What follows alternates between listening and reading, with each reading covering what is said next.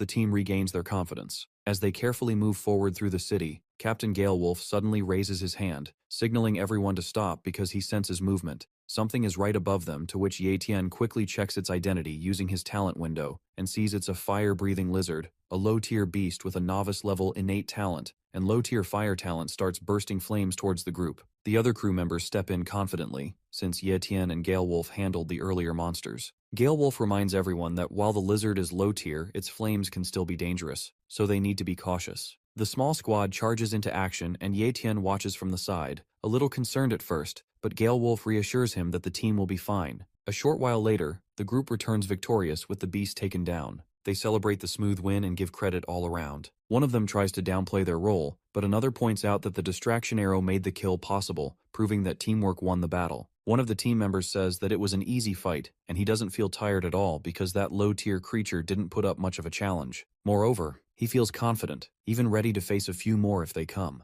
Just as the team begins to relax, a sneak fireball comes their way. Luckily, Yetian steps on time and saves that guy. Looks like more creatures are approaching. Since the first was a fire-breathing lizard, Yetian quickly realizes the incoming beasts are likely more of the same, and the fight is far from over. Captain Galewolf's voice breaks through the radio, urgently reporting trouble in Zone B and calling for backup, but only silence answers. As time passes, Galewolf realizes the harsh truth. He misjudged the Lin family's priorities, and they clearly don't care about his squad's safety. Feeling betrayed and responsible, he makes a bold decision. He plans to hold off the incoming threat alone so his team has a chance to escape and urges them to run, but his comrades refuse. They call themselves brothers and stand their ground, unwilling to leave him behind. Despite their loyalty, Galewolf insists and orders them to go for their own safety. He yells at them to escape, calling them foolish for standing still when danger is closing in, fully aware that staying could get them all killed. One man panics and bolts off on his own. Another crew member notices and clenches his fists, silently vowing that if he survives this,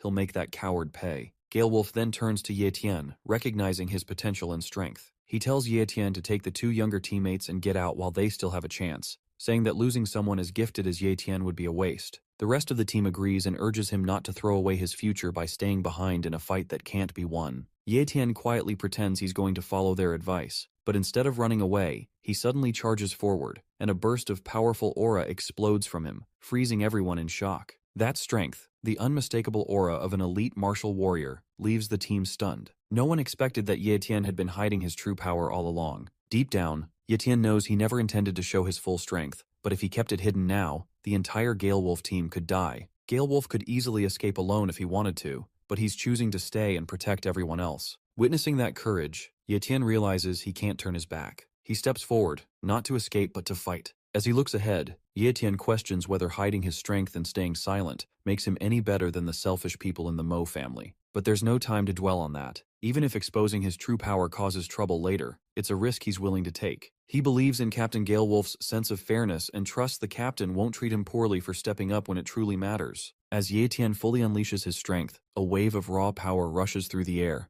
Galewolf watches in disbelief. What Yetian shows is the kind of speed and power only an elite martial warrior can possess. It's not just impressive, it shakes everyone who sees it. Without hesitation, Yetian activates his Shadow Blade skill, and enemies fall one after another. It becomes crystal clear to everyone there that Yetian isn't just strong, he's one of the top fighters in the entire Linhai base. While the team is still recovering from the shock of Yetian's strength, a sudden scream comes from behind. It's the same guy who ran off earlier, now trapped and begging for help. One of the teammates notices and hesitates, unsure whether to intervene, but Captain Galewolf doesn't even glance back. He reminds them all that the man made his choice when he abandoned the team in a moment of crisis, thinking he could survive alone, and now he's dealing with the consequences. Meanwhile, Yetian clears the path ahead and calmly turns to face the others, asking if they want to move forward with him or stay behind. Without a moment of doubt, Galewolf answers for the entire squad, declaring that they're the Galewolf team and they stick together no matter what. With that, they regroup and follow Yetian into the next battle, ready to face whatever comes. The team takes a break after a tough battle, and one of the younger members groans in pain while another jokes about how ridiculous he looks compared to Yetian, who's calm and barely scratched. Everyone turns to Yetian with admiration. Captain Galewolf thanks him sincerely for leading them to safety, but Yetian brushes it off casually, saying it was nothing. Then he surprises them by announcing he won't be heading back with the group because there's something deeper in the danger zone that he wants to try. Galewolf is taken aback and asks if Yetian really plans to go further alone. Given the risks, it doesn't seem like the smartest move, but Ye Tian gives a confident smile and insists he'll be fine. One teammate tries to convince him to stay, but Gale Wolf steps in and tells the others there's no use following him because they'll just slow him down. With the strength Ye Tian has shown, he's more than capable of going solo. Ye Tian knows that before he faces stronger families or greater threats, he needs to fully understand his healing talent. Deep down, he feels the urge to test its true limits, not in theory, but in real battle. As he moves deeper into the wild zone, the air grows thick with a sharp, unpleasant. He frowns, realizing he's probably reached a beast's nest. Stepping forward, Ye Tian feels like something is off. That's where the ground starts to shiver, and suddenly a hand pops out of a monster that punches Ye Tian,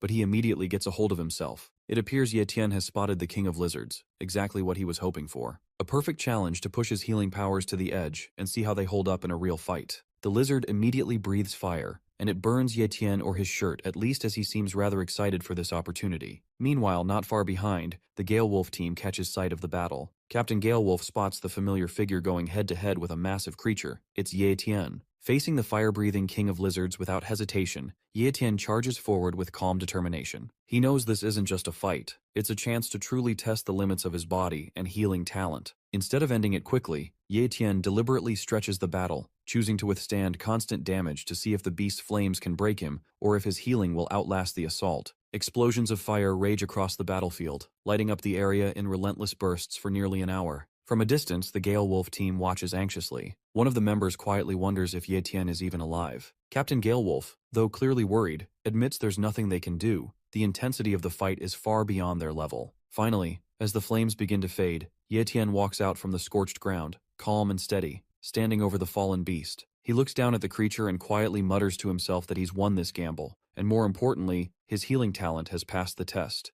The healing talent Ye Tian just tested has proven powerful, but it drains a lot of stamina. Feeling completely exhausted, he glances at the body of the mid-tier beast he defeated and decides to use its monster blood to quickly restore his strength. Back at a safe distance, the Gale Wolf team sees the flames have finally died down, and one of them asks if it's over. Just then, Ye Tian walks out of the smoke, alive and steady. A wave of relief hits the team as they spot him. Ye Tian looks a little surprised to see them still there and reminds Captain Gale Wolf that he told them to return earlier. Gale Wolf scratches the back of his head and explains they stayed because they were worried, even if they couldn't help much, and they didn't want to abandon him. A female team member rushes over and notices Ye Tian's clothes have been burned away by the flames. She offers him an extra pair and apologizes that they might be too big. Ye Tian thanks her sincerely and puts them on without complaint. Then they all turn their attention to the battlefield rewards because there's a huge pile of beast corpses lying around. One of the crew members asks what to do with the loot, and Gale Wolf immediately says they'll follow Ye Tian's lead since he did all the work. But Ye Tian insists that because they stayed and didn't run away, and now that the danger is over, they should take the rewards back to base together. The team laughs at that,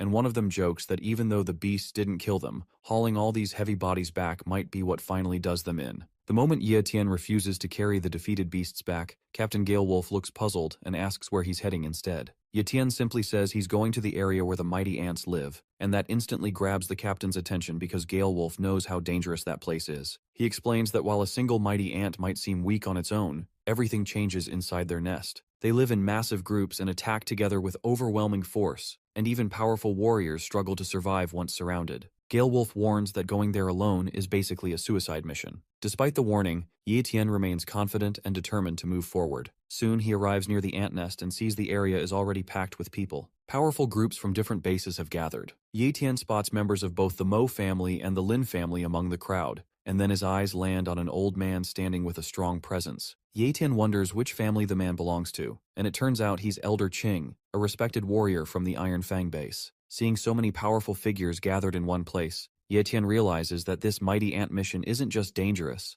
it's become a major event, drawing serious attention. Now, it's his turn to step into the mix and make his move. Elder Qing's sharp senses quickly pick up that someone is watching from nearby, and his tone shifts as he commands his men to capture the spy. Ye Tian, hiding in the shadows, doesn't flinch. He already knows that sooner or later, he'll have to get involved with these powerful groups, and getting caught might even help him gather more information. The guards rush forward and surround him. Elder Qing steps forward, demanding to know who Ye Tian is and why he was watching from a distance. Without showing any fear, Ye Tian calmly explains that he's from Linhai Base, and came because he heard there was an important mission and wanted to help. Impressed but still cautious, Elder Qing tells his men to stand down. Confusion spreads among the gathered warriors as none of the powerful families recognize him. One after another, they all deny knowing Ye Tian or claiming him as their own. which only deepens the mystery. Elder Ching studies him more carefully, realizing that it's rare to find a young elite warrior with such talent and no powerful family name backing him. His abilities are clear, but his unknown background raises even more questions. As Elder Ching begins questioning Ye Tian's identity, the Lin family's leader quickly steps in and confidently claims that Ye Tian is one of their own, brushing off all doubts. It's a clever move, seeing the strength Ye Tian displayed,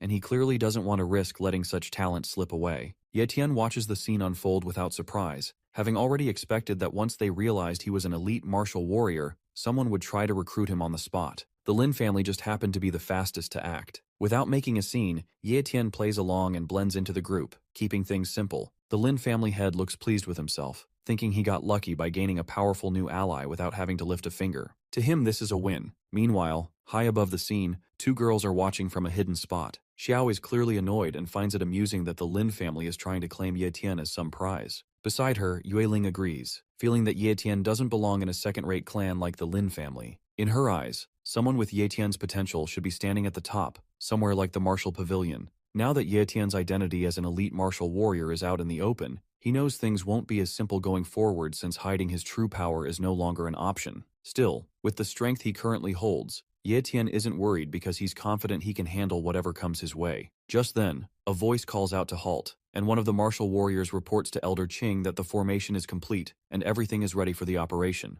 Elder Ching turns his gaze toward the distance, his eyes settling on a cluster of rough, raised soil peaks, and he immediately recognizes them as the entrance to the mighty ant's nest. Yuten watches in silence, knowing this is exactly what he came for, and now he's finally standing at the place he's been chasing all this time. Elder Ching tells the warrior to return to his position, and without hesitation, the man obeys. Without wasting another moment, Elder Ching raises his hand and orders everyone to move back. The warriors quickly retreat, unsure of what he's about to do. With sharp focus, Elder Ching activates the formation, and a powerful surge of energy explodes outward as he commands it to break. Suddenly, flames pour down from the sky in a fierce and deadly attack known as Flame Shower. The scene is intense as massive bursts of fire crash down like a storm, engulfing the entire nest in flames. From a distance, one of the warriors watches in awe, quickly realizing that Elder Ching isn't just powerful, he's a formation master, and that explains the strength behind the Iron Fang base. High on a cliff, the two girls observing the battle are stunned. One of them comments on how costly that kind of formation must be,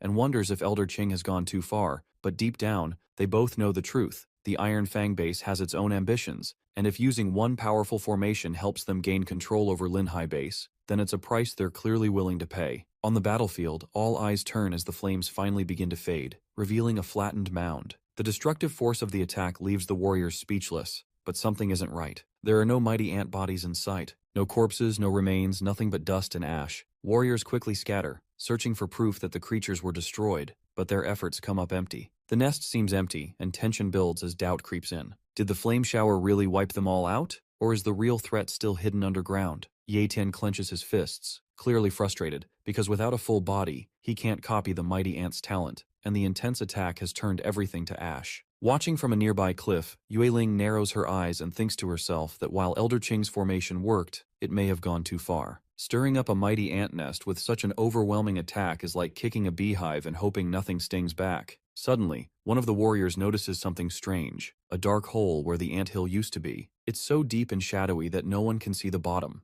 As they step closer, curious but cautious, the ground trembles slightly, followed by a strange sound rising from the pit. In the next moment, massive ants burst out in waves, flooding the area with movement. Panic spreads as more and more ants crawl out, their numbers far beyond what anyone expected. Elder Ching wastes no time and shouts for everyone to prepare for battle. Warriors snap into formation, and the fight begins. Chaos erupts as the Lin family's leader charges forward, rallying the Linhai base's martial warriors to follow him. They rush in with full force, Ye Tian's blades flashing as they meet the swarm head-on. The warriors strike fast and hard, cutting down ants and pushing forward with growing confidence. One warrior cheers after slaying an ant, boosting the morale of those around him. Amid the chaos, Ye Tian stays composed, eyes sharp and focused. While moving past a fallen mighty ant, he casually touches it, and in that instant, something triggers. A rush of power surges through him and his status window updates. Ye Tian has successfully copied a high-tier strength talent. Feeling the difference in his body, stronger and sharper, amid the chaos of battle, Ye Tian copies the high-tier strength talent. A message appears in his mind, asking if he wants to fuse it, but with enemies all around and danger closing in, Ye Tian knows this isn't the right moment. Fusing a talent requires full concentration, and the battlefield is anything but safe. Without hesitation, he activates his speed talent, and his body becomes a blur. His sword darkens with energy as he channels Shadow Blade, then unleashes